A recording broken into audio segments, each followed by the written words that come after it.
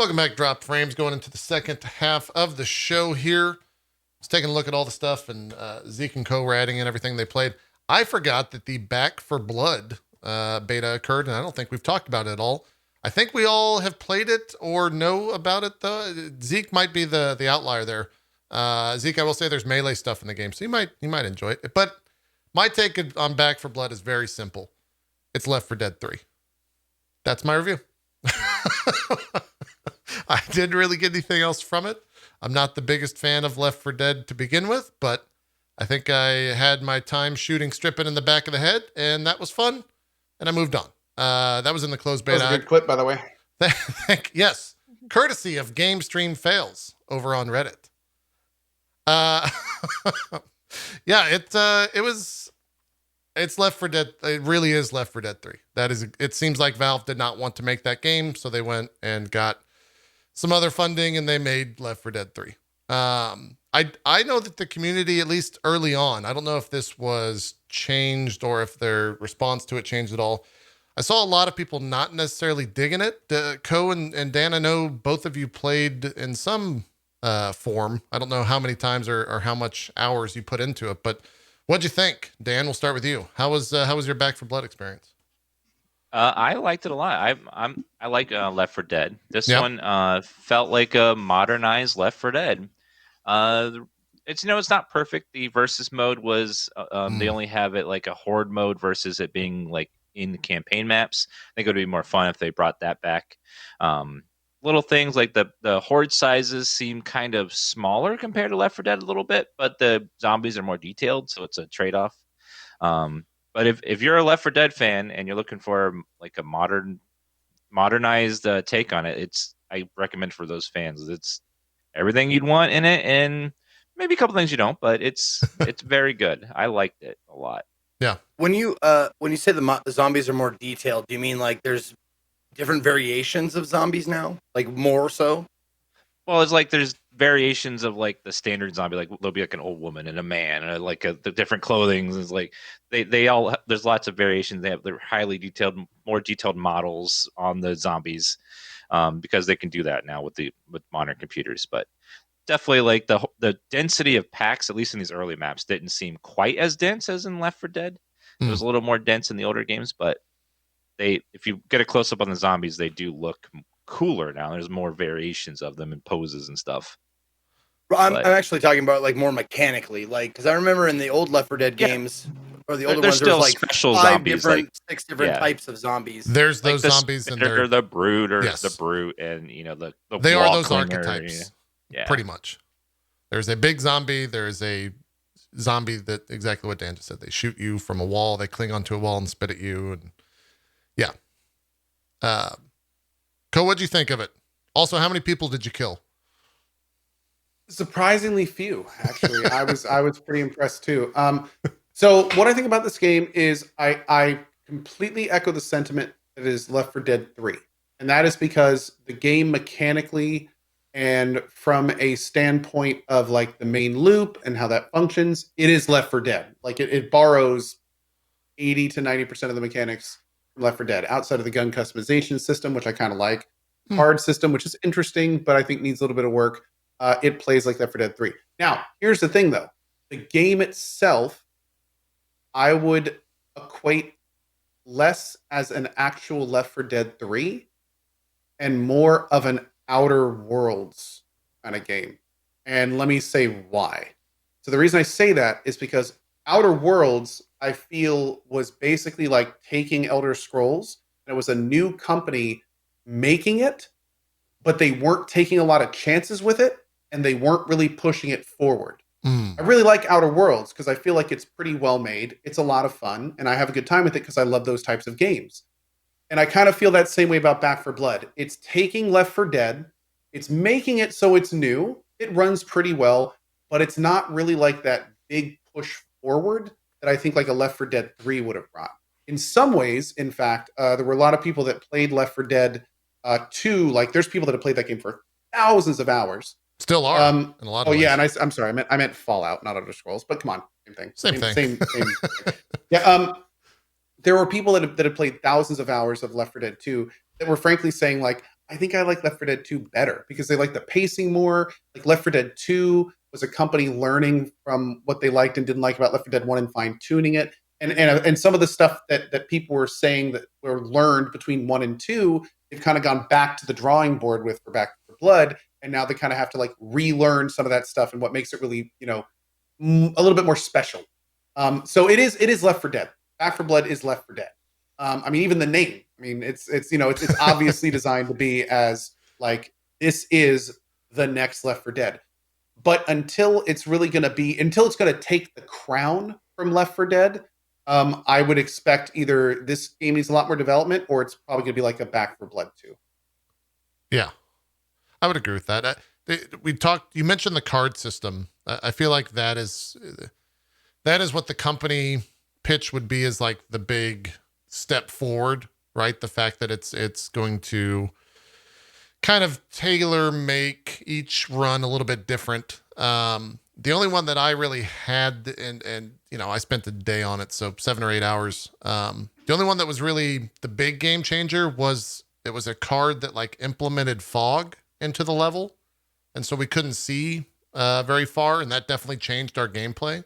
I don't know if you guys spent more time or had any like bigger card effects than that, or similar. There's also the card effects that, and I think the card stuff is really designed for people that are going to be playing the game like not like a few hours, but for like 50 plus hours. Because eventually you're going to get so many cards, you can start making builds, and then you have card sets, then you synergize those with other people's cards. You're kind of playing classes in some ways. So I mean, it's a cool concept, but it's not only kind of undeveloped right now, but it's going to take like a lot of gameplay to really make it shine.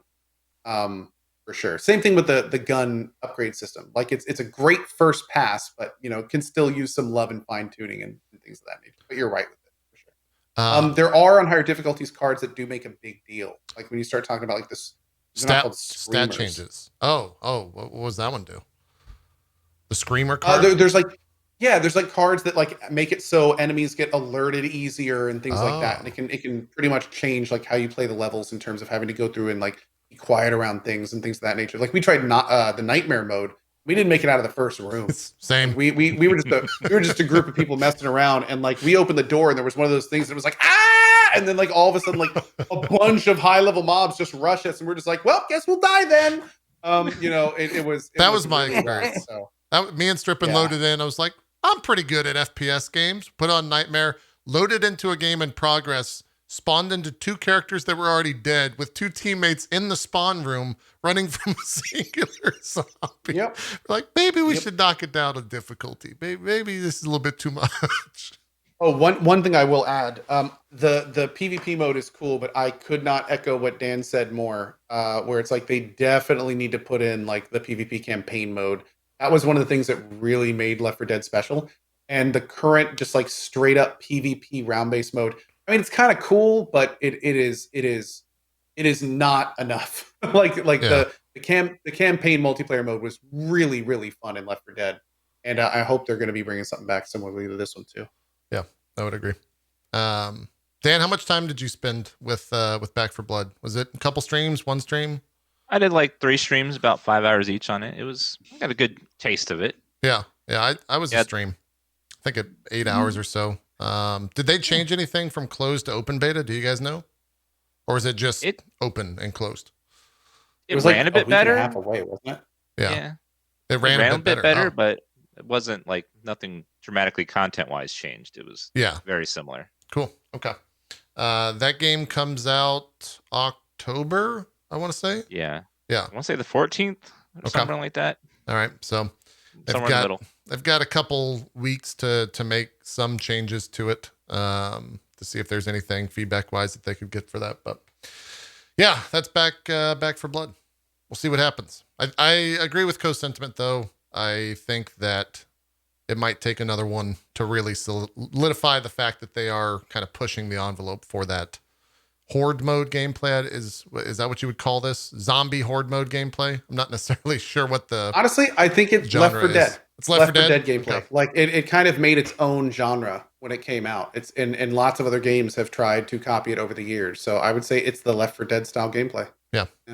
It's kind of like when a game is so iconic in terms of what it does, the name of it becomes a genre, Souls-like, Metroidvania, stuff like that. So yeah, it's a Left 4 Dead game. Makes sense. I don't know how long I'll spend on this. I don't even know if I'm going to show footage, but it was the type of deal where I didn't have any games to play. And I felt like I always talk about news reports of mobile games making $1 billion, and I just don't understand how or why. So I went and bought a brand new iPad and made sure that there was no notifications that could get me in trouble on stream and downloaded a bunch of mobile games. That was wild. Those things are... I'm actually, full disclosure, I did end up playing one and have played probably about 50 hours since Saturday. So they're definitely addictive in form, I will say. I haven't spent a single dollar, though, which I am very proud of. Because they definitely try to get you to spend that money. But some of the names that I played, there's Ark Knights, there was Call of Duty Mobile, there was the one that I'm playing is called Epic 7. The biggest offender, honestly, was Call of Duty Mobile. That game it's actually wild. Like, you spawn in, you run around and do like 2 or 3 tutorial stuff. Then you're immediately hit with like, hey, you can buy this gun if you want to, with like a giant screen, fills your whole screen, buy this gun type deal. You click that. And then I think we reported on this a while ago, but it's one thing to report on, it's another thing to see it. It said, do you want to watch some intel to get double XP? Okay. Play. A fucking ad starts for another game. Of like, it's some zombie game. Full screen ad starts, download, played here. And then when you finish the like 60-second ad, it said, congratulations, you have double XP for 30 minutes. If you want to watch more ads for more XP, come back and watch more type scenario. Then I started playing the game. I connected it. One of the nice things, this is outside of maybe the actual game. I grabbed my Bluetooth Xbox Elite controller and just hit pair. It paired immediately and the game picked it up. And I was playing on the iPad with an Xbox controller against most likely a lot of 10-year-olds on Call of Duty Mobile, and continued to go like, I don't know, 60 or 70 kills. Or maybe it was like 45 because it's first to 50, where everyone else had like 3 or 4. And then I ended the game and it said, hey, do you want to buy a new weapon? I said, nope. And I closed the game. And that was that was probably like 15 minutes of an experience. Definitely like the biggest offender for that. The other stuff when it comes to mobile games, and it's one of those things too, where you play a Ubisoft game, or you play really any AAA games these days that have some sort of MTX built into it. It's really clear where all those ideas come from. And it's one thing to like know where those ideas come from, like, oh, that's a mobile game thing. It's straight. They are 100% trying to see what they can like get into the AAA world from the mobile gaming market. And that goes even as far as to like, any of the games that I downloaded, from the second that you decide to spend money, that currency then splits off into like 30 different currencies. And so you actually lose track of what you're really spending monetarily. And they do that so that you don't think like, oh, well, that costs $5. It's, oh, that costs 3 crystals of light or some nonsense. And so they do that very frequently. And I think kind of like a lot of AAA games are starting to go down that path as well. So it was a lot. I'm trying to think if there's any other specific games that were confusing or a lot. It's Square Enix is the oldest like trick in the book, the Vegas trick. Why you don't pay? That's why you don't play with cash on the table. You play with chips. Yeah. Who cares about chips? Chips are just plastic. Fuck it. Throw them in. They're not real money. It's very true. It's very true. This is a game called Sky. This is from the Journey developers. I have no idea what the fuck you do in this game, because in the hour that I played it, I just floated around and like did that. And like emoted. And I was like, why the fuck would anyone play this? I was very confused by what was happening on screen. No idea what you do in this. This was about a 30-minute thing, and I was finally like, guys, I'm bored out of my fucking mind. I got to go to something else. So can't speak to, it was definitely a pretty looking game. The software that I was using was like an NDI capture over wireless. So while this is capturing at like 720p 30, I was playing it whatever the iPad puts out, like 4K 60 or something like that. So it looks a lot better than what you're seeing here. What else was there? I played the League of Legends MOBA, Wild Rift. Straight up just League of Legends. It is a 1-to-1 of League of Legends, which was kind of cool to see the fact that that's where that's at. Is it by the League of Legends? Is it Riot? Yeah, Riot. It is published by Riot. Okay. Well, it is published by Riot, but I would say it's like old League of Legends is what chat kept saying.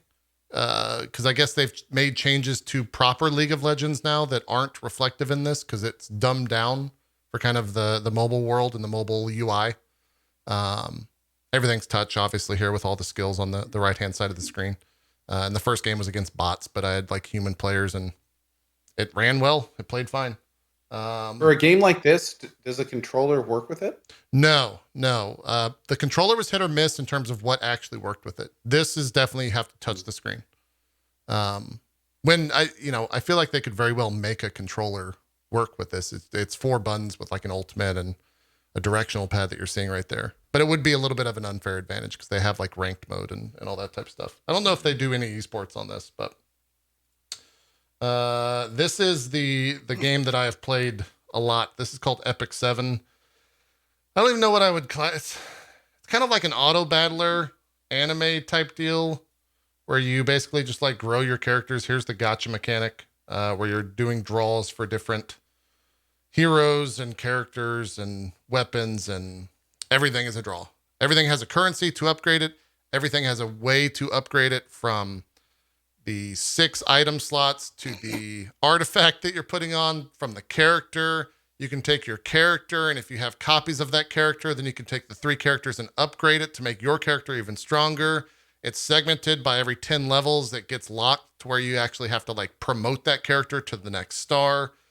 It's really wild in terms of the progression, and it's essentially pure distilled. If you ever played an MMO or really an RPG that's like level based, it's that feeling of constantly progressing your character in like its purest form, in like all the wrong ways, but also all the best ways. Cause at the same time, you could just like spend money to do all that. And I could definitely see why it's super habit forming, because I've spent 50 hours playing it since Saturday. So, but it's the type of thing where you can just leave your iPad and hit play, and it'll spin up all the resources that you throw at it and just play the game by itself. And so you'll come back like an hour after you hit start, and you've accumulated X more things, experience, items, whatever. And it's like that's where all of the games are. Mobile gaming is essentially if every video game had the most convenience possible to not play the game. Right. And that's like, and that's I wild. completely understand that. I completely understand that. Like, I understand like the draw of that and all that kind of stuff. But it just in when you say it out loud, it's like, yeah, I barely have to play this game. It's awesome. Like, what? But if you do it, you understand. You're like, oh yeah, no. Like, I don't have to. I think it's like maybe it's the grind. Like, I don't have to grind. It grinds is for me. It's great. Yeah, it's the MMO grind. If you didn't have to do it, and the game did it for you, which is strange. I put lots and lots of time into Marvel Strike Force, which is like I checked that out. Marvel character. Yep. Yeah.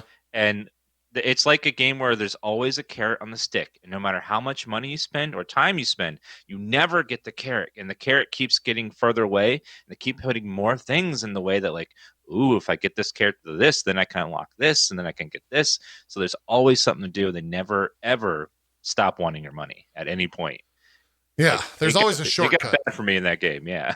Yeah. I was like, well, I could buy this guy, and then the Hulk, and then that guy, and they're fun, but they're super addicting, and they take up all your time. 100%. I also learned from my community that, and I didn't realize this about mobile games, but like the majority of people that play mobile games like hop from game to game.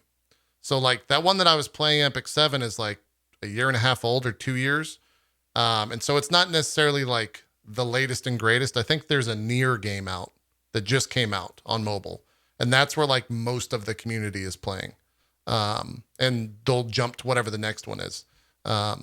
Granted, those games are still constantly being updated. They have a new thing, just like there's always a new shiny thing. And when I say shiny, it's straight up in your face. There's fucking literally shiny on the iPad just nonstop to like get you to come check out whatever that is.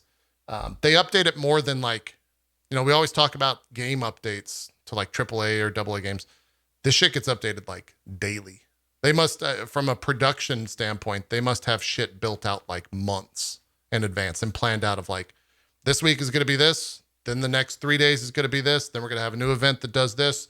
Then we can, and it's all like, some of it is locked behind money. Some of it is just come check this out. You'll get a little bit more energy to do more stuff in the game. It was really wild to see that as well, especially when the only thing I've ever really played is you know, a AAA or a PC or a console game. I'm glad that I did it. It's the type of thing where I now know where everything is coming from a lot of times. And I also got to hear a lot of stories from my chat of like how much money people have spent in some of this. And it wasn't wild, but it was the type of thing where it's like, okay, I get why Call of Duty is one of the biggest mobile games in the world and why people spend X amount of money on that. So yeah. Also, I got to write off my iPad, which was really the whole culprit behind this. So thank you, stream, for letting me do that. And that was my mobile game excursion. Hopefully, I don't do it again because it's seedy. Dan, you said you play some mobile games. Is there like besides that one you mentioned? Is there any ones that you're into?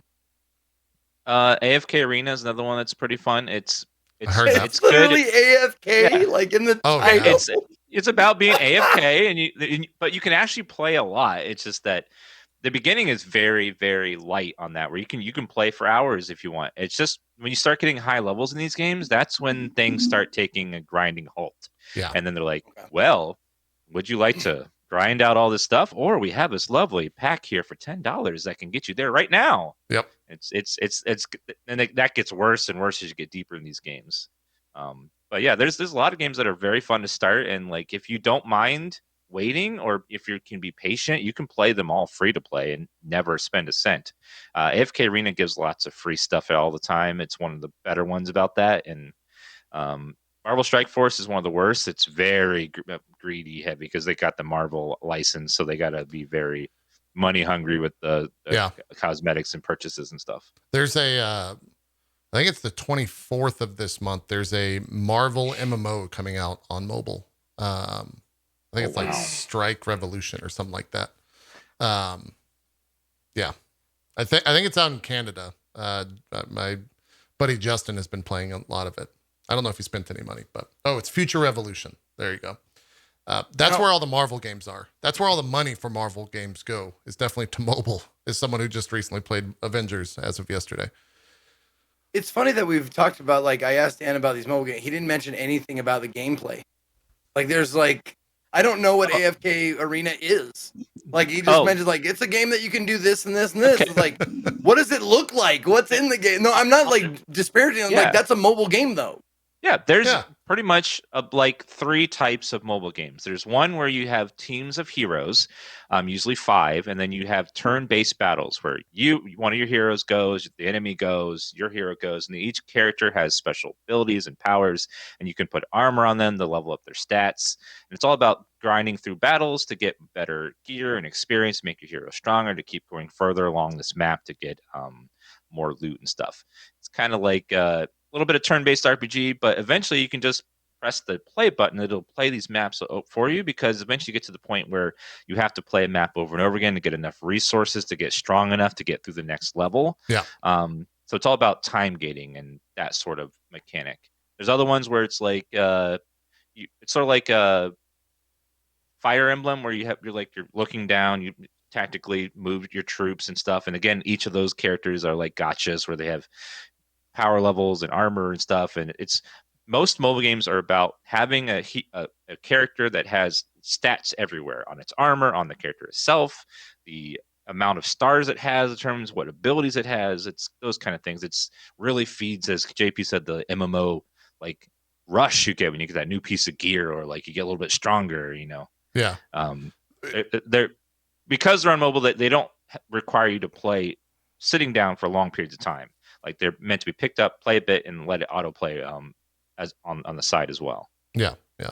It's also the type of thing, Zeke, if you want to talk about like how they know exactly what they're doing. When they put out one of these new characters and it's very strong, 3 months down the line, they'll go and balance the game, not because the game like needs the balance. It's because they want to shift the meta so that another unit that maybe wasn't that sought after is then buffed up, and the unit that was sought after is nerfed. So people already spent their money on that unit. Now they're going to spend their money on this other unit that's already existed, right? So they know exactly what the fuck they're doing when it comes to that stuff. It's like you could tell yourself all you want. Like, I'm sticking with Carrot. Carrot is I just saw that name. Yeah. In one of the games. Yeah, yeah. Carrot is my character forever. I'm never changing. And then you just start getting your fucking ass whooped, and you're like, you motherfuckers. Okay, maybe I'll have one more character. Yeah. So I don't get my ass whooped every time I play. Yeah. They also play into that, like, do you like to lose? Does anyone like to lose? They usually give you lots of easy battles in PvP against people that are weaker than you. Then they start throwing people at you that are much harder to kill. Yeah. So you lose to them, and they're like, "Oh man, you lost. Man, what if you only had this power-up pack for $10? You could probably kick his butt." See, they save it. And actually, I remember reading about this. Yeah. Some mobile games will continually give you easy challenges just all the time. Right. Until they start detecting you're spending money on it. Once they see you're spending money on it, then they start amping up the challenge. And what that does is it bores the people that aren't giving money, so they go and do something else, while it starts hooking it's basically fishing. Yeah. You are fishing for whales. So once you get the hook in, and at that point you start giving them like harder and harder stuff and being like more incentivizing the spend, essentially. Yeah. So Have you guys done, that's all these games are. It's just 100%. trying to get more and more money out of people. Yeah. Have you guys done any of you guys done? Because I haven't done any like looking in deeper, but I'm wondering if do they make more money on the average money spender or the whales? I don't know. I'm curious. Yeah. I would think maybe that's I think it would depend on the popularity of the game. in the There game are people itself, that have for sure. obscene amounts of money that then spend obscene amounts of money on mobile games. Yeah. Like there are whales out there that will spend like 5-6 figures Yep. on mobile games if there's enough reason for them to do it. I had a friend. These are the same people that are sitting on millions of dollars. So for them, it's just like they just want their little dopamine rushes on their phone, Or in other cases, don't. Right? Which is the other sad part of it. Yeah. I had a friend who came across money from the Bitcoin world a while back, and that is where he decided to throw his money. And so when Clash of Clans, I guess, was like at its peak, he was like on one of the world's best Clash of Clans guilds. And we're talking like tens of thousands of dollars. I never got the final number, but it was probably close to like 6 figures that he threw into the game just to like be competitive against other Clash of Clans players. So you can definitely spend a shit ton of money with that type of stuff if you want to. Mm-hmm. And they know, like I said, the developers know exactly what's going on. I've mentioned this before, but like they hire psychologists on staff to make sure that they know exactly how to, exactly like Cohh said, hook the right people in to get them to spend more money than they already have. So it was an interesting dive into the mobile game world. And we'll see what happens with that. And I got a new iPad out of it, so that worked out. But what else have you guys been playing? I know you posted a bunch of stuff here. I think all of you, Dan, did you play GRIME as well? Have all of you played GRIME? I haven't played that one yet. Is Okay, it let's talk GRIME. Yeah, I know Zeke and Cohh both played it. Zeke, we'll start with you. How did you feel about GRIME? What is GRIME? I know it's a Tool music video, but like, how's the game actually work? GRIME is very well put together. It's a great Metroidvania game, but what makes it kind of stand out is its artistic style, and it looks a lot like claymation. It looks like ultra advanced claymation in the way they did the graphical style. These characters, like you when you're playing the game, they look like they were sculpted, like out of clay and stuff. And I love it. I love that kind of style. That the weird alien, murky, that kind of shit. But the thing is, I really like the Metroidvania style. It's a lot of trying to get to an area, getting a save point. You're kind of dying, going back to the previous save point because you haven't found one yet. There's a lot of like secrets and stuff. You like walk into an invisible wall and it shows like, oh, that wasn't a wall after all that kind of stuff. All the stuff you'd in a standard Metroidvania type of game. Just, like you can look at like what kind of makes it stand out. It gives a sort of like, and I hate this, I don't like using this word, but like sort of a Dark Souls-y kind of a feel to it. It's the same kind of color palette, the same kind of feeling and font, and that kind of shit. It's not that big of a leap, style wise. Gameplay wise, it's Metroidvania with melee more than anything that I've seen. I didn't play a ton of it. I got about an hour and a half. Hour and a half during an indie day. It's definitely a game that I would want to play more of.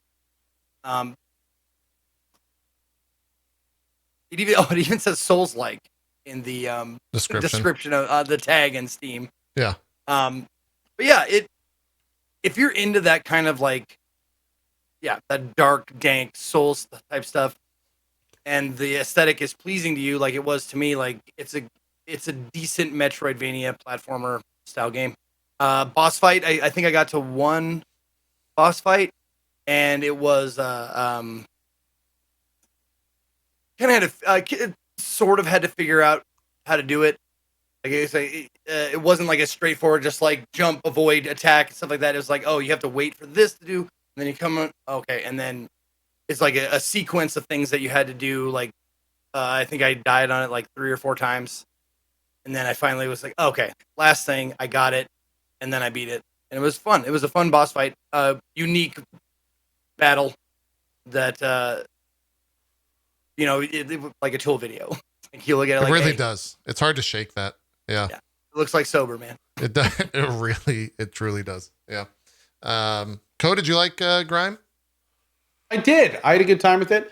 I ended up playing, like, basically I went on this little tirade where I was doing like a different indie game, every night for almost a week. I played like High Fleet, Grime, Dreamscaper, Jupiter, Hell. Like I was ripping through indie games like Zeke for a little bit there, and giving each game like a night to play it. And Grime ended up taking 2 nights. I really enjoyed it. It's very Salt and Sanctuary, which is very 2D Souls-like. Sure. It's got a big Metroid style world and a very unique look and aesthetic, which I found pretty entertaining. The weapons were pretty cool. The level up system was pretty cool. It's relatively difficult. Like this game does not really pull any punches. Like if you go pretty deep and you haven't gotten a waypoint, there are enemies that can like little groups of enemies that'll basically just wombo you down super fast. And then you're back like 15 minutes of work, and all the enemies have respawned, and you're in it. So yeah, I mean it was fun. I enjoyed it. After I played it a couple nights, I don't think there was quite enough there kind of keeping me going in it. Like it's so obscure that it's kind of hard to find a tendril of story to hang on to. Like there wasn't. It was so kind of weird and off the wall that I wasn't really like.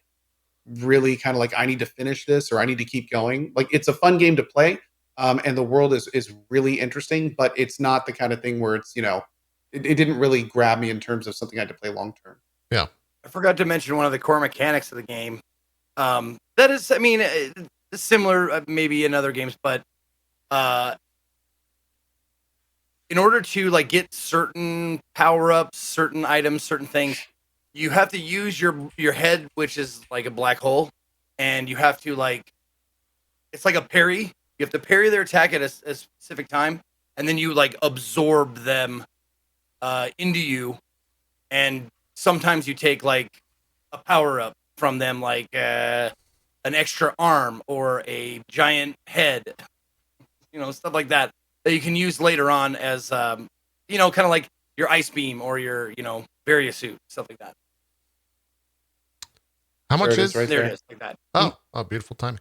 What does this game run? I feel like it's a $20 game. Is it more than that? $24.99. Okay. All yeah, right. $25, I think. Yeah. Is there? And probably worth every penny for people that plan on finishing it. Yeah. I played it for about 4 or 5 hours, and I was not anywhere near finishing it at all. Like it seems to be a pretty big game. Yeah. Zeke, did you spend more time? There it is. That was me trying to figure out, like, okay, what's the parry time? Like, what's the timing of this? Oh, okay. I got slammed by his head a few times. Say that again. You got to that boss. Was that this in the 4 or 5 hours? Or how long did you play? I played like an hour and a half. I got to one boss. Okay. Gotcha. Yeah. Huh. Okay. Well, that's GRIME. Is that Steam, Epic, all that stuff? Where is I got it on Steam. Okay. Cool. What else is there? I'm looking over here at a list of stuff. Road 76 or Road 96. I saw Fallout 76 and then combined it with Road 96. Road 96. I'm seeing some buzz about that. Cohh, you played it? What is it? I did. So Road 96 is a procedural hitchhiking simulator. As somebody said in my chat last night that kind of stuck with me is it's kind of like if you got a Telltale game at the dollar store. It's in a positive way or a bad way? I mean, it's Telltale is already slightly indie, and it's like an indier version of that. It's got like little tiny mini games, some stuff like this, basic exploration, like look around the screen and click on things. There were some like procedure style things, like this happens, so you need to find something, click on it quickly, and do this real quick. The thing that was a little bit weird for me is twofold. One, there is some, and those that watch me and know me, I do not use this term regularly. I am not an abuser of this term. Okay. But there is some incredibly cringy dialogue. Like there's just dialogue in this game that is so forced, and it sounds like an old person trying to sound cool, and like it's just it's really at times, like the thing is it's a procedural game. So apparently different people pop up at different times. And when I started the game, as somebody told me later, I got not the best starting person because I was confused. The dialogue was really bad. It was not a very entertaining stretch of my journey. So my first impression was not very good. And then the second one I got was kind of like teen angsty, kind of weird, not very interesting. The third one I got was kind of fun. In fact, I really liked the third one. It was this trucker guy, and he kept falling asleep and almost killing us. So that was like an interesting little thing. Oh boy. And then the fourth one was also kind of fun. I helped some people break into something. And then the fifth one was going back to like the not so great. Like it was this event involving a cop, and I think they really wanted it to be like super weighty, but the dialogue options were a little bit weird, and it didn't end anything like what I thought it would. And the whole game, from what I played of it for the couple hours I did, it seemed very hit and miss. Like there were some parts of it that were funny. There was some good music. There was also some entertaining parts, and then there were other parts that were just kind of a slog to get through. And there were a few where they were just like almost so dumb that I almost just kind of Alt F4 and was like, I'll just find something else to play. Like it was very hit and miss. So yeah, I don't know if I'm going to go back to it. Okay. But it's kind of a weird story that I think is trying to be super symbolic. Like but at the same time, I don't know if it's just trying to be unique. And the game keeps telling me to go vote. Like I think it might be like super covertly political. Yeah, like in the game. Is that why there's buzz about this? Like because I in the have game seen a lot world. of people talk. Go ahead. In the game world, it's very political.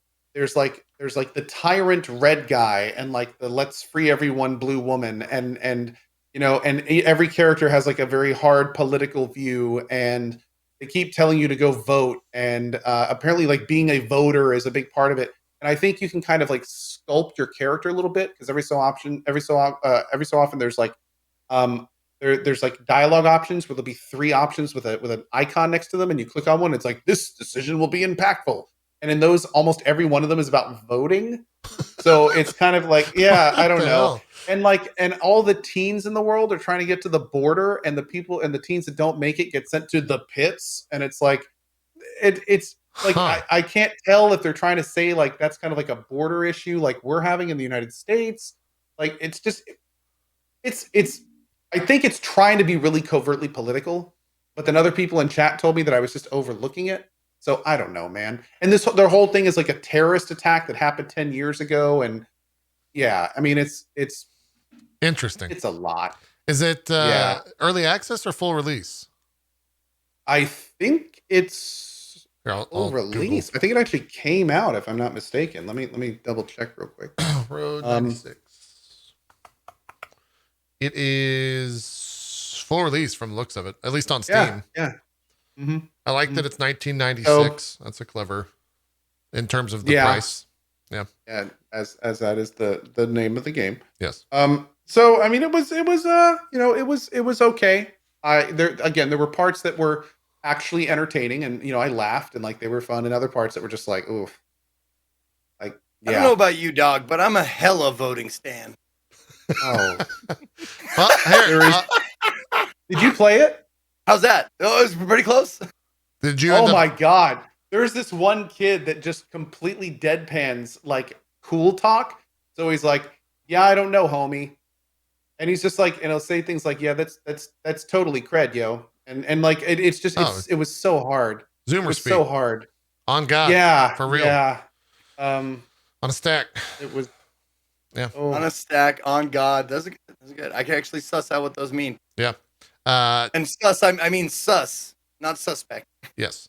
On at least on Steam, it's got 90%, very positive with 702 reviews. If you're looking for different takes on it, and it may be that an almost 40-year-old man is not the target audience for this game. I'm kind of thinking the same. IGN also gave it a 90 or a 9.0 as well. So they with the tagline, one of the best indie video games of the whole year. So they were really into it. It's wild to me that they got that out of it after everything you just said. Worth Playing gave it a 9 out of 10. IGN Spain gave it a 9 out of 10. God is a Geek, 9 out of 10. And NME, I don't know what publication that is, they gave it a 10 out of 10. Maybe I just got like people were telling me I was getting a bad luck of the draw with the things I was getting. I don't know, man. It might be the 40-year-old thing as well. Maybe so. Yeah. I think Jericho also has played it, and I think he came out of it enjoying it as well. So I don't know. Yeah. I don't know. Seems wild. So Maybe I'll try it again split sometime. makes me want to take a look at it, honestly. Oh, you should definitely you should definitely check it out, Zeke. I highly recommend it. I'd say there was enough funny parts in it to at least warrant a try, especially with your flavor of games. I would say give it a try. Nice. Put it on my wish list. See There you go. what the audience says. Dan, you didn't play it, right? Mm-hmm. You didn't check it out? No. Okay. Are you going seems to? Like it's fun. Seems like it's funny. I might give it a whirl at some point. Okay. Fair enough. I would probably feel very different about it if I didn't get like the back-to-back not great stuff at the beginning.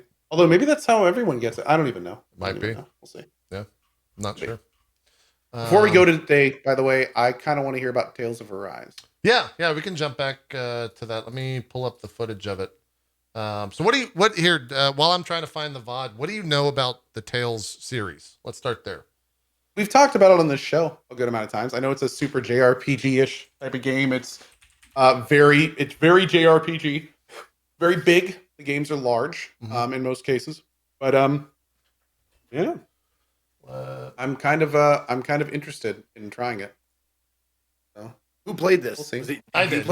Yeah. I'm just pulling up the VOD okay. before I start talking and then forget to pull up the VOD, which tends to happen.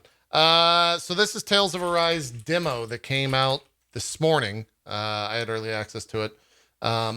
So the biggest thing, at least for me, and Dan, you've played some of the Tales games, right? Or you're at least familiar with them? Yeah. So Tales has always had this, like, at least since it's been around for a very long time. I think it started back on the SNES. There's a ton of different Tales games, most of them not related. Some do have some sort of relationship to one another. This one does not have any other relationship to the other Tales games, as far as I know. But the art style has always kind of been the same since Vesperia, which was the Xbox 360 version, which I think has a definitive edition if you have Game Pass. If you're itching to play one, it's one of the better ones. But like the art style has been very, well, not necessarily exactly chibi-like. The characters are very tiny and they don't look like adults in a lot of ways. And in some ways they're not adults. I'm noticing this is a very adult butt. Yeah, so that was the big first thing that I was definitely into. Both the butt and the idea that the characters are not children, or if they are, they look like actual children with adults walking around as well, which was a cool thing. If I may, I will say after quickly, like obviously first it was the butt. Like I quickly regarded the butt. I was like, butt. Yeah. Then immediately though, like I moved on, I went, why is that tail not centered? It's not a tail. It's I'm obviously watching a cat person. It's a belt. Yeah. No, I know that. And then I discovered like that's a belt. And I thought I just mentioned that because I was confused for a good couple minutes there at the beginning. Here's the thing though. You don't even play Final Fantasy 14. Yeah. Here's the thing though. 100% developers know what the fuck they're doing. That belt is like that because it's supposed to look like a tail. 100%. Okay. Like that is the underlying thing in Tales games is they make a lot of like random crude jokes that are like all but saying whatever the crude joke is. And that's kind of existed all throughout the games. And some of them hit or miss. In, I think it was Tales of Exilia, they referred to boobs as bazongas. And that was through the entire game. And it was very hilarious. Anytime they would mention them, there's usually like a small little anime character creature thing that has a voice. I haven't found it yet. I don't know if it's not in the demo or it's just not in the game. Tatsu. There you go. A Tatsu. Yes. Oh yes. Very true. From Xenoblade. You are correct. There's usually a Tatsu, and it was a Tatsu in Exilia constantly talking about how X character has huge bazongas or how younger character doesn't have her bazongas yet. And yes, that is Tales in a nutshell, is a lot of nonsense like that. Okay. Anyways, getting to this game, the first thing for me right off the bat is that it was gorgeous. I kind of wish it was pulled back a little bit in terms of how close you are to the character, but it is the like little area that you're traversing through. It is just this area in the demo. I was playing the Xbox Series X version and it was running fine at 60 FPS, probably 1080p. It's going to be on PC? Yes, there is a PC version. The demo is not on PC though. I don't know why. But there is a PC version on release in September.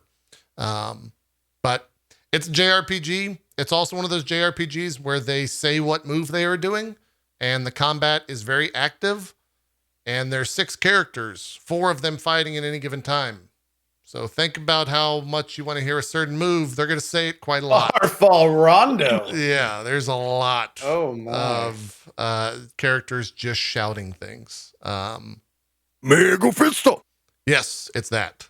Ad nauseum with 4 different other Mega Fist happening at the same time. Voice acting? The demo doesn't have it, but I think they said in one of the FAQs, well, there is some voice acting, yes. But they said, I think in one of the FAQs, chat pointed me to yesterday that the game will have voice acting on release. I don't know why it got left out of the demo.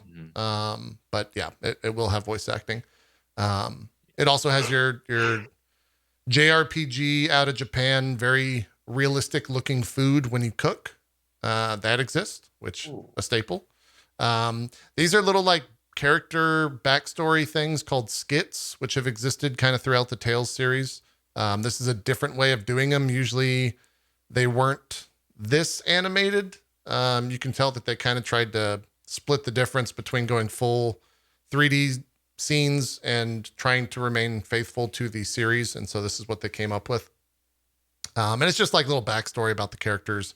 I think this one's talking about how the main character puts too much spice in his food or something, and it's a JRPG trope, right? Like if you've played a JRPG, you know what the hell's going on here. But my biggest takeaway is that it looked very, very good, and it was very fluid. The gameplay was awesome. The different characters fight very differently. The mage, for instance, you can cast a spell, and instead of casting the spell, you can store the spell and then cast a different spell and combine the two spells for an even bigger spell. And so that was kind of a cool little combat trick they did. The main character has two different swords, and so like if you hold down an attack after you input it, he will instead use his second fiery sword, and kind of the arena fills with fire. There's 6 characters in the demo and the full game as well. They all kind of play a little bit different. Yeah, how's the challenge? Did it feel like combat was tough, or? I played on the hardest setting in the demo. You can see me barely beat the boss later on in the VOD on the channel. It was like literally one person alive with no more heal pots type scenario. And like some things happen in the demo where you don't necessarily expect a boss to show up. They kind of surprise you with it, which was cool. It seems like it'll be pretty difficult. The demo starts you at level 25. I think, when you're playing the game on your own, you might not be that level at this point. But I would assume you can grind your way through it just like any other JRPG. There's stuff to constantly collect in the world right there. You're seeing me pick up peppers. There's ore. So lots of potatoes. Yeah, lots of potatoes. There's milk from cows that you can go and get. This is a like buffed up enemy in a JRPG that spawns in the overworld that you can fight in the demo. He kicked my ass a couple times. Then I learned that there's a dodge button in the combat, and so you have to dodge him running at you. It's very important, turns out. But yeah, it's very active. Like if I can turn the audio on for a second, and everyone's just screaming their attacks right now. I had to actually turn it down because it was a little overwhelming. What's going on with the ground? That is the main character's like ability where if you hold down his attack, it'll fill the arena with this fire stuff. I think it does a lot of damage over time. There's a lot of things since you're just being thrust into the game with every single character. I think over the course of a game, if you think about how JRPGs usually plan out, they like, this is this character. This is how this character works. Now you're going to play as him for 5 or 6 hours. Then you meet a new character. This is how this character works, etc. Yo, that's the mob's HP at the top there? It is. Yeah. That is it's how like much. A 5+ minute fight? Yes. This was a little bit longer than, the final. This is not the boss. The boss took me about 20 minutes. It was a lot. Oh. Hardest setting. If you're playing on easy or normal, I would suspect it doesn't take that long. Damn. But I can pull up some of the older games just so you can understand like how much of a graphical leap it is. It is wild. Stunning. That is beautiful. Yeah, let's go to, here's Tales of Exilia footage from the PlayStation 3, I think, is when this game came out. E3 2013. I'm definitely not going to show that. This is Tales of Exilia, which came out in 2016. Vastly looking different game. And they've kind of always had this same art style, so they're finally getting away from it. It looks like shit. Comparatively, like through and through. So, yeah, I think it's awesome. I'm excited for the full game. It's coming out like right before, I think it comes out September 10th, and it's 4 days before Deathloop and like 8 days after Pathfinder, I think is it. Yeah, that's on the 2nd, right? Yeah. So it's kind of wedged in there between two games. They said it's like 40 to 60 hours. So, yeah, I don't know. Yeah, if you have any other questions. So you're really feeling that one? You're digging it? Yeah, it's honestly like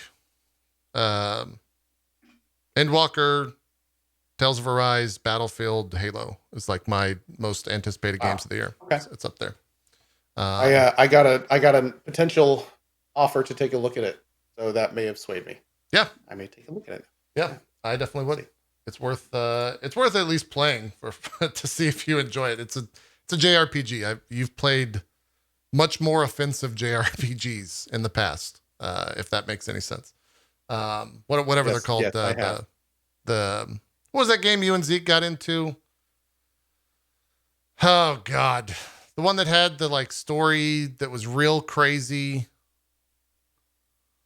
I'm grabbing at straws here in terms of describing it. Oh, Zero Escape? Yeah, Zero Escape. Didn't both of you play that? The visual novel? Yeah, that's a JRPG, right? Or is that a visual novel? No. Okay. That's a visual novel. Maybe You're about 13 13 Sentinels? Sentinels? Was that JRPG? I never played it. Sword. Okay. I not really. No. That's the one him and Rami like were Well, talking I about. think the thread that I'm trying to pull on here is much more anime than Fair. Tales. Fair. Yeah. I think honestly the like hugely anime variants of the previous Tales games have kind of kept me somewhat at bay. Yeah. But this is the first one I've seen where it's kind of like these actually like this looks to be the more anime that's my style. I like anime that's a little bit more like realistic. I don't really dig like the cutesy chibi style anime. But I love things like Cowboy Bebop and Trigun and stuff like that. I love that stuff. So that one definitely looks a little bit more at speed. Yeah. And it looks also pretty heavy on the political drama, but or the political intrigue in terms of a story. But they have like the anime intro out to the game, and there's definitely like an evil sorcerer and that type of shit that exists. Your standard JRPG. Fair. Standard evil sorcerer. Yeah, of enemies. About 20 minutes left. Dan, anything big or anything that you want to mention that you've been playing you want us to check out? I can't. I've been just replaying XCOM. Always a good a classic. Yeah. Yeah. I just finished. I almost finished the one I never like finished in the past. The Chimera Squad. Yeah. I started it and I'm finally getting through it, and it's pretty fun. I like it, even though it's a little bit lighter. Yeah. Are you playing on the hardest difficulty, or is it just kind of a one step down? Because I remember that game being hard as shit. I gotta watch my blood pressure, so I gotta. I hear that. You know, I hear that. You're not out there playing Strippin's difficulty mod pack, are you? No. Yeah. Occasionally, we'll amp it up and do a playthrough on the hardest, but sometimes you just got to get through a game in a certain amount of time. So yeah. But yeah, it's fun to go back to those games and like literally have a gun right at someone's forehead, and somehow they twist and fire behind them. It's always good. They should make a like anime or live action XCOM game where that happens somehow. Like they actually go in and describe how someone misses when the gun's literally right. Yeah. Because I would love to know. I would love to know how the hell that happens too. What got me excited for XCOM again was there's a lot of rumors going around that Firaxis is making a Marvel-based XCOM game where you will build your own superheroes. You won't play like as Iron Man or Thor or something, but you'll have characters and then you give them powers over time to make your own custom superheroes to play through a campaign. And that sounded really cool, and I was hoping it would get announced this year, but it didn't. Cool. Yeah. That sounds awesome. I love Marvel games. I would love to play an XCOM Marvel game. That's two things that I think would mesh that I would enjoy. Yeah. Anything else? What's like the next big game on your horizon? They're kind of in the middle of a game drought. There's not a lot coming out, but we are. 12 minutes tomorrow is going to be a breath of fresh air. Finally, yeah. I hope I enjoy it. It's going to be one of those games that's personal to the player if they enjoy it or not. And I like those kind of games. I grew up on adventure games and stuff, so I think I will be able to enjoy it. Yeah, I'm hoping it's good. I think I'm right there with you. I think we kind of all are, as we're going to be checking it out tomorrow. And most people should as well, because it's on Game Pass. I'll mention that for the 7th time during the show. Yeah.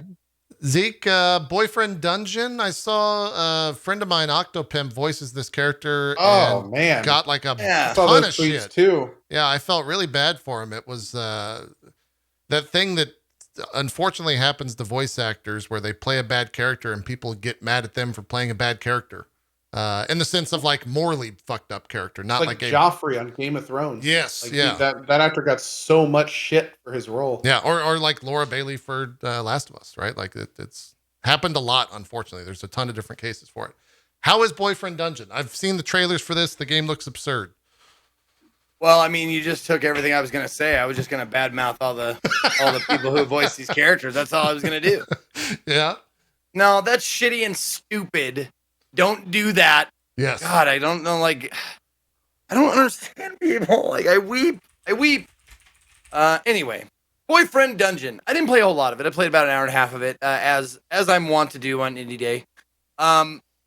It started off like a visual novel. And I was like, okay, because they give you a little piece, I think, a little piece of action to do, and then they're like, all right, we're gonna stop everything right now, and you're gonna do some talking and some flirting and some dating and stuff like that. The basic gist of it is, you try and romance people who are also weapons. So there are people who are swords. See if I can find one. But here we go. They look like a pirate and a biker had a baby, a sexy baby, and there's your that's your scimitar. I think it was a curved blade of some sort. And then you got daggers, pole arms, like they're all people and they're also weapons. And I remember like booing this up and being like, what? They're swords? That's such a like I don't get it. Like, man, we've been watching cars transform into robots. Like, come on, dude. You can understand like how a person can be a sword. Don't sweat it, okay? If Transformers exist, a sword could be a person. God damn it! That's a great take. Yeah. Anyway, but it's like it was kind of getting boring because I don't like dating sims. I'm not a big fan. It's kind of getting to the point where I was just like, I think I might shut this off. And then you finally get into a dungeon. I'm like, okay. And it's very much like Zelda style action. It's dungeon rooms. You go from room to room and you fight things and kill things. The action is, it's deliberate. Maybe might start out a little slow for people who are used to, being able to like kind of really run around and like dash and slice and dodge and stuff like that. It's very much like you got to plan out your hits because your hits go, whoom. You're not going, you go like light hit, heavy hit. You got to really like think about your environment and stuff, or else you'll you'll die. Sure. Get hit too many times. There are spells, I guess. They're called zines. You get them out of magazines, I guess. And the one you start off with is like a little flame that you shoot out. Those are usable. Like they're like you start out with 3, and then you have to find like if you exhaust your stock, you got to find more just zines lying around that pickups. Just like the coffee cups, they're healing potions. So just like that, there it is. And then you fight like progressively harder and harder enemies, more and more enemies. There are challenge rooms you can do if you want to. There are like it's like they're not very well hidden secret rooms. It's like you see a doorway with like, how in like old Zelda it was like, I wonder if there's a secret behind that huge doorway shaped crack in the wall.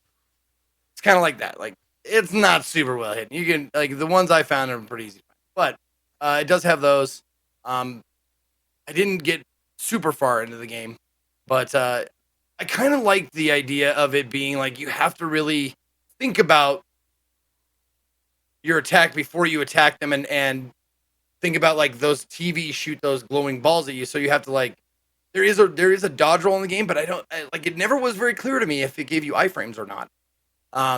Because I mostly just spent it to roll out of the way of things rather than like roll into or through things. But it was pretty fun. Like the action of it was pretty fun. It wasn't like revolutionary or anything. It's pretty like standard, decent stuff. I think the main draw of this game is going to be people who like dating sims and or visual novels or whatever, eye candy. Yeah. Drawings of men and women and that kind of thing with their shirts off or wearing skimpy outfits and talking to you with varying degrees of like sexiness. Like overtly, like this guy Sunder is like He's like you would imagine. It's like he's super like, hey, I'm into you. You into me? Oh, good. And then there's some people that you meet that are like, I'm a very hot, sexy I work out all the time, but I'm also like a scientist or something like that. Did you meet the cat? I did not meet the cat. No. I was wondering what that is about. If you have a relationship with a cat sword, or if is anyone having more information? Wait a second. There's cat swords in this game? There's a cat that is also a sword that I think you can date. The cat is not dateable. Okay, thank you. No. Okay. No, is that just your buddy, or like, what does that actually mean? That got weird quick. That's why I was asking, because I knew I saw in the trailer there was a cat sword, and I was wondering what the hell that is about. How that worked out. Oh, the quote from the dev is, because platonic love is love too. Fair enough. Okay. Yeah, there you go. Okay, there you go. That's why there's cat sword. I mean, it's not a bad game. It's well put together for what it is, but if it's not to your liking, like it wasn't really like to mine, I don't know. Like I played Dream Daddy, and I was like, all right. By the end of it, I was like, I'm good. I'm glad it's done. I'm pretty glad it's done. Like this one would have been the same. Like I don't think I'm gonna spend any more time with this. It's not for me. Yeah. But it's not bad. It's not a bad game by any means. Yeah. It's I heard there was some controversy. No, not controversy, but like you were saying, there's just people being shitty. Is what I mean. Well, people being shitty, but there was a warning at the beginning regarding consent. Right. Well, like this game has a issue or content displaying something. Someone will tell me, but it's about consent. It was like, this has a non-consensual thing or things that happen in the game, and we just wanted to warn you ahead of time. Yeah, yeah, and I think that's directly referring to stalking. That's what it was. It was stalking. Yeah, gotcha. there it is. That's directly referring to the character that Octopimp voices. Yeah, which is where all the nonsense came from in terms of directed at Octopimp. Yeah. There you go. Yeah. Yep. $20. You think it's worth it? How do you feel about the price? I don't fucking know. I don't know how many hours are in it. Yeah. I would say, like, if you like dating sims and you like the more deliberate action of the game, and you like the art style, because the art style is going to be very important to you, if this is a game for you, then as long as it has a good amount of hours to it, then yeah, I'd say it's absolutely worth it. But not for this guy, unfortunately. Yeah, it's got 452 reviews on Steam, and 88% are positive. So it's sitting at very positive right now on Steam. It's probably because I never dated. Like I've never dated a sword, really? No, I've never dated a sword. Like I mean, does a bayonet count? Like, because it's like an attachment. Like I dated a bayonet for a while. Not Bayonetta, which I wish, right? Yeah. Okay. Yeah. True. Yeah. I don't know. I don't know. No, but I've been on like 4 dates in my life, like that were dates. You know, it's like, hey, let's go to dinner and movies. Like more often than not, it's just like, hey, we're hanging out. We're gonna meet. Let's meet everybody. We're all going to this place. You want to come? I'm going to. Like that kind of shit. It was never like dating has never been something that I've done. Yeah. It's always so awkward. It's tough. I hate dates. Yeah. I never had a good one. Dating's hard. Turns out. That's the takeaway here from Boyfriend Dungeon, out now on Steam, and I don't know if it's on some other platforms. Cohh, we got 5 minutes. Take a look at the list here. Thumbs up, thumbs down. Mortal Shell DLC. Did it add enough? It was good. Yeah, I like it. Yeah, they've completely roguelighted Mortal Shell. I saw that was cool. In the trailer. How does that work? Got like a little story. It's got a meta game. You basically like to beat a boss, then you warp into this new area, and then you kind of like pick a shell, pick a weapon. You get random traits. You go around inside a procedural area where it's old zones, but it's like procedurally laid out with new enemies, and these like kind of obelisks you have to find, chests and loot and all sorts of stuff, and then you basically have persistent inventory. So if you get items in one run, you get them in the next run. There are traits that you're constantly getting, and if you unlock a trait, you can then get that in a future run. There is a full metagame style, very similar to Hades, where you take your glimpses and your tar and you put them into like bonuses and stuff that go up between rounds. So you have like better chances at getting better power ups. You get to bring tar between runs, things like that. And yeah, it's more Mortal Shell. I mean, I really enjoyed Mortal Shell when I played it the first time. It's a very fun Souls-like game with kind of its own kind of hardening mechanic that's really cool. I like the shell system as well.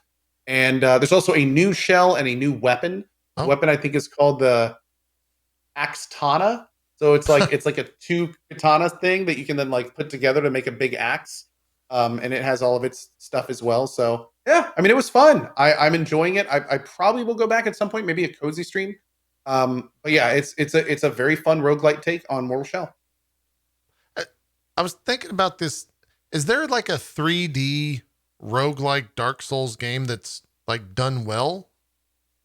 Like specifically roguelike Dark Souls, not necessarily like Dark Souls game.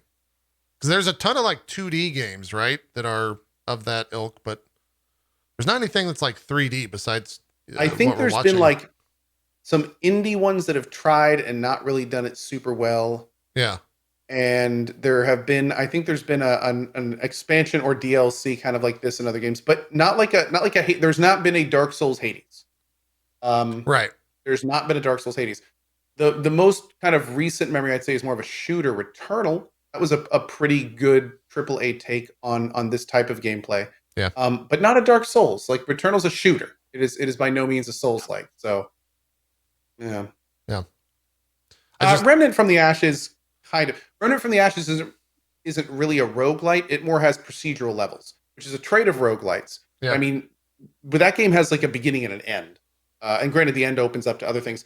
And Remnant does have a kind of roguelite mode.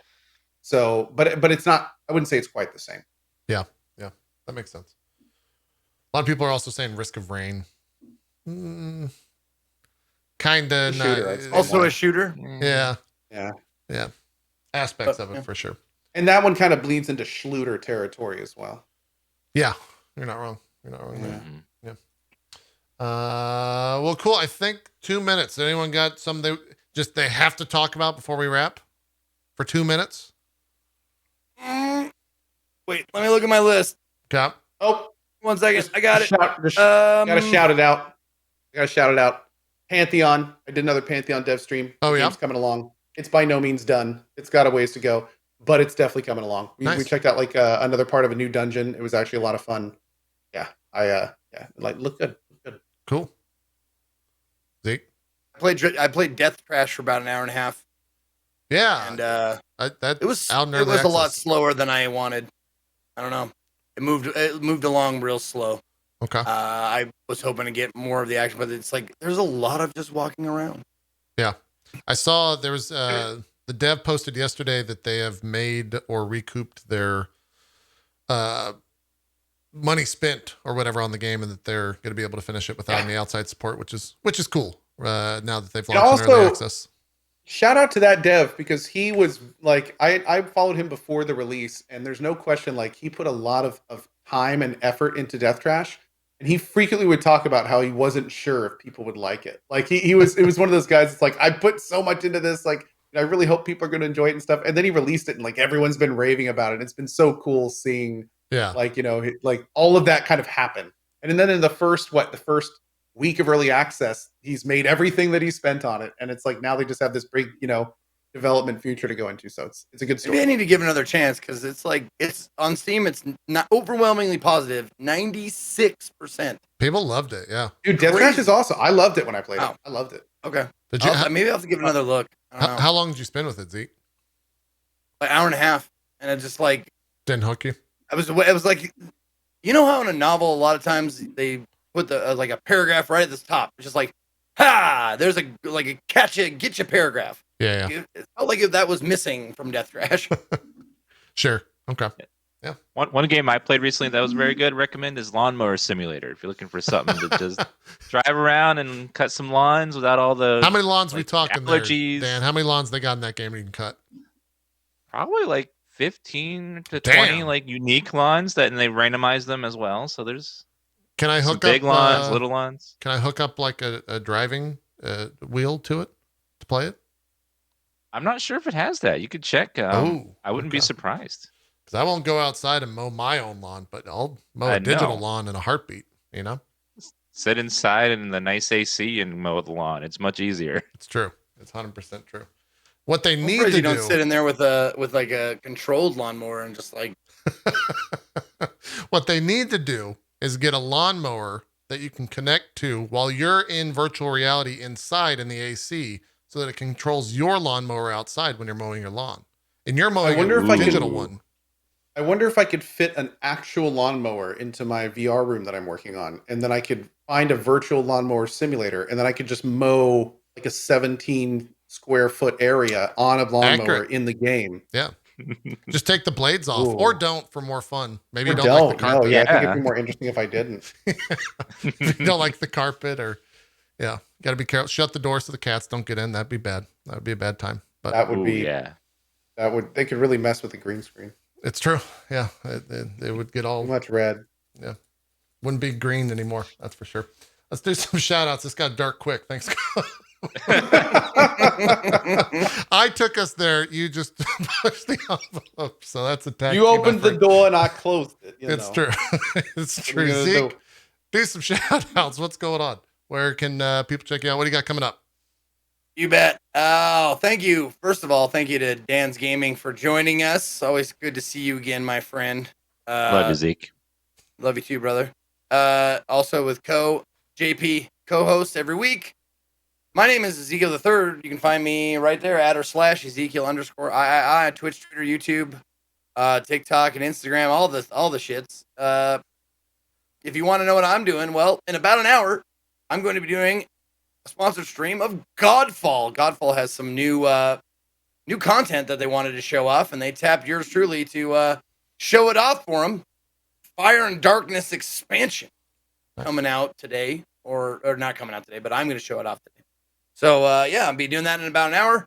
And then tomorrow, 12 minutes, man. 12 minutes. Looking forward to checking that one out. Been on my radar for quite a while now. So, that's what's coming up for me. Thanks for watching. See you later. Cool. Cohh, do some shout outs. What you got coming up? Absolutely. As always, a big thank you to JP and Zeke, and a huge thanks to Mr. DansGaming. It is always a pleasure having you on, Dan. Thank you for that. My name is Cohh. I'm going to be playing Fall Guys tonight. We're going to be revisiting Fall Guys. I heard there's some fun stuff there. If anyone in JP Drop Frames wants to play, I'll be playing that tonight. Tomorrow's going to be Fallout 76 in the morning. We're going to be finishing the Steel Dawn stuff. Maybe finishing. It's been pretty long. We may have more to go. And then as we move into the weekend, probably more Final Fantasy 14, more games, and probably some games on that. I don't know what yet, but we've got lots of stuff coming up. Maybe 12 minutes. Maybe we'll check out the 12 minutes game and other stuff. So hope to see you then. As always, thanks for watching and see you next week. Cool. Dan, what do you got going on, sir? Hi, DansGaming. Thanks for having me on the show today. Love hanging out on Drop Frames with you guys. Tonight I'll be playing some more of Humankind after the probably about an hour from now. Checking more of that, trying to continue my game, see how long it goes. Tomorrow I'll be playing some 12 minutes. Also wanted to plug October 1st, Horror Month will be coming back, and it's all its glory. So stay tuned for that. Should be exciting. And thanks for having me on the show. Love coming on here. Awesome stuff. Yeah. Thanks for very last minute. Literally sent out the message last night and you're like, yeah, let's go. So easy peasy. Always love that. I think DM. Mr. DansGaming may be coming up on the most guested Drop Frames guest. I think he's definitely up there. He's definitely up there. If top 10, if not getting to the very Rami. top. Yeah, Rami, Jericho, Max, Strippin, and Dan, I think are. I don't know if that's built into JPDF. We have like a full guest list for the entirety of the show. There's like a ton of episodes. There are 290-ish episodes, so I don't know if that exists, but definitely up there. By the way, next week, Gamescom is going on. I think next Wednesday at the normal show start time, there is opening night live from Keeley. So if you guys want to watch that, I think it's about 2 hours long. We can do a co-stream of that next week. Yeah. Let's do it. Oh, yeah. He sent out an email about that. So, yeah, let's do that for sure. Now, hold on. Before we break. What's the date on that? Next Wednesday, the 25th, I think. Okay. Just a week from today. Okay. Before we do that, so we don't run into this situation where I say, hey, did you fill out that form? There wasn't a form attached to that email, right? That we have to I fill don't out to think like co-stream.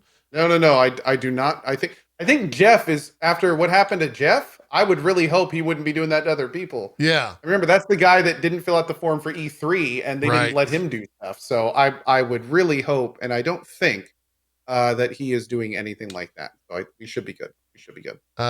So yeah, the time is that it's 2 p.m. Eastern. So we'll do the first hour next week as a normal show, and then the last 2 hours will be probably a co-stream of the opening night live for us. Dan, you going to be restreaming that? You checking that out? Yeah, I'll probably check that out. Cool. You're welcome to join us, by the way. I'll put off the offer. Yeah, Feel free sure. to say fuck you, JP. I don't want to be on your shit. Sure. No, I'll be on. Okay, I got great. nothing Dan's going going on. to join us next week. Oh, see that, Ruda? I was Yeah. going to say now we know next week if Dan does it by himself, that means he hates JP. So let's put him in this fun position where it's like he either doesn't do it and hates him, or he's on it, and I guess that would mean he loves him. So it's either or. there. Very, There's no room in between. No room in between whatsoever. Yep. Yeah. And leave it to Jeff, by the way. He not only doesn't have a list, but he's like, here's a bunch of co-stream stuff. Here's links. We're going to do some other stuff too. Like, yeah, he's being super catery. So, Yeah. Thanks, Jeff. That's nice of you. There will also be a Twitch drop. Apparently. That was a part of the email they said specifically not to mention. No, I looked for that before I said it. I've learned my lesson. Definitely looked for that before I said I scrolled up. I scrolled down. I scrolled up again. Nope. Couldn't say that. Yep. You're absolutely right.